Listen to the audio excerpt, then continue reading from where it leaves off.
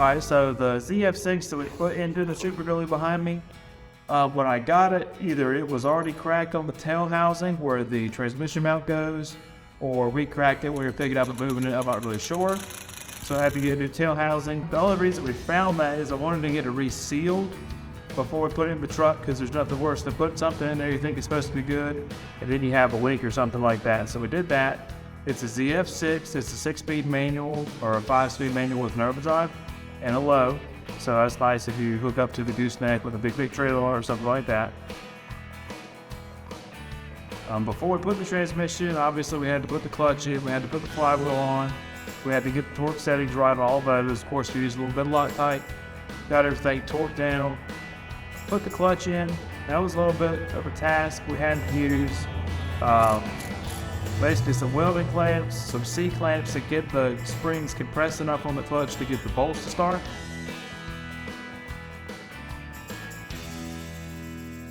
So for the final install with ZF6, because half the shop is concrete and the other half is gravel, it makes it difficult when you gotta pick something heavy up, because this truck is getting really wide with the dually axle and everything, so it's taking up a lot of floor space.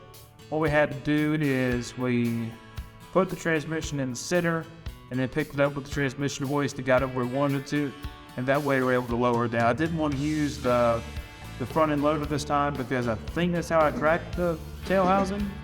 But also I want to have a little more control over it. That thing's great for moving big stuff around. But you can somewhat control most of it with some of the precision, like lining the clutches up and everything in the input shaft and getting it all pushed together. I wanted to have a little more precision. So we used the engine hoist, and then we were able to roll the frame forwards and backwards however we needed to get the transmission lined up on the pins and get it bolted in place. I paid $2,000 for it. So all in, I was right at $2,700. The going price for one of those, not resealed or anything like that, is about $4,000, and those typically have way more than the mileage. That transmission had less than 100,000 miles. I think it was like 60,000 miles or something. And then we put the transfer case on the back of it. So we went to 271 because it bolts right up to the ZF6. We had a 34 spline output shaft for the ZF6, so I just made sure I got a 34 spline input shaft on the 271. Bolts all together. I use it, because of course you're trying to keep the old school look on this truck with much modern features. I don't like the electric shift transfer case like we have in our F-350. And then two, just to keep the old school look of the shifter in the floor. And I like to have the idea of having a manual transmission and a manual shifted transfer case. And that was a really good deal too. What I've kind of learned from this whole build, if you're building something yourself, you gotta use this tip. If you see something out there, it does not hurt to go ahead and just message the person, see how much they want for it, and just go ahead and tell what you're willing to take for it. A lot of times I'll see something and save it on Marketplace, and then I'll go back in a week. If it's still there, I'll message the person and try to get the price down a little bit. But if you're patient enough, you can always find a good deal.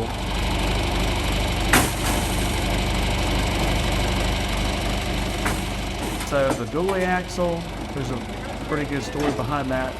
It's one of those things where you find something on Marketplace, sounds kind of sketchy, and you just kind of go with your gut.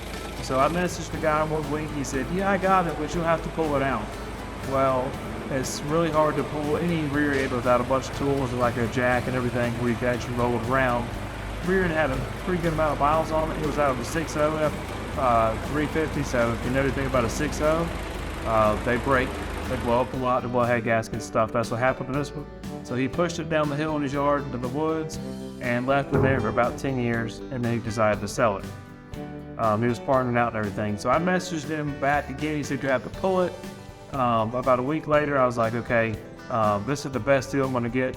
It was $800. What I did is I pulled the cap on the diff, smelled it, and know that the fluid smelled burnt, put the cap back on it, and brought it home. Luckily, the guy's neighbor had helped him pull it because he had to carry it up a probably 175 to 100 yards hill with that rear, and it took 4 of us to pick it up to barely get it on the trailer. What I was gonna do is take the cherry picker and pick it up and then pull the truck away and all that stuff. So luckily we didn't have to get into that. The reason I went with this rear end and the reason I took so long to find the rear end was I wanted to have a 373 gear ratio, which is what the front axle was. The reason I wanted that is we've got a diesel, so we don't really need a really high gear or a really low gearing or anything on there because it's got plenty of torque to move it. 373 gives me a little more fuel economy, a little bit more performance as far as not turning stupid high RPMs on the highway, and then it just makes it more drivable.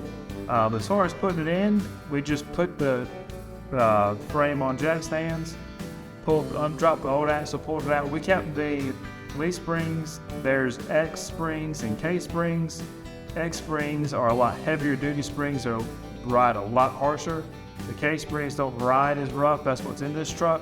And then we're going to put airbags on it later on down the road. It doesn't really matter that they don't hold, that they're about as stiff, because the airbags will make up for the difference. And that kind of gets us to where we're at right now with the bed and everything, and you'll see that in the upcoming videos. Thanks for watching. Make sure to like, subscribe, comment, and share. And let us know if you have any questions in the comments below. We've been talking about doing some stickers. So if you're interested in stickers, let us know in the comments. We'll probably do one with the truck completed, but we're also talking about doing the little barnyard builds and like a little medallion. If you're interested in stickers, let us know in the comments below or what you'd like to see as far as the sticker goes, and maybe we can make it happen. But thanks for watching.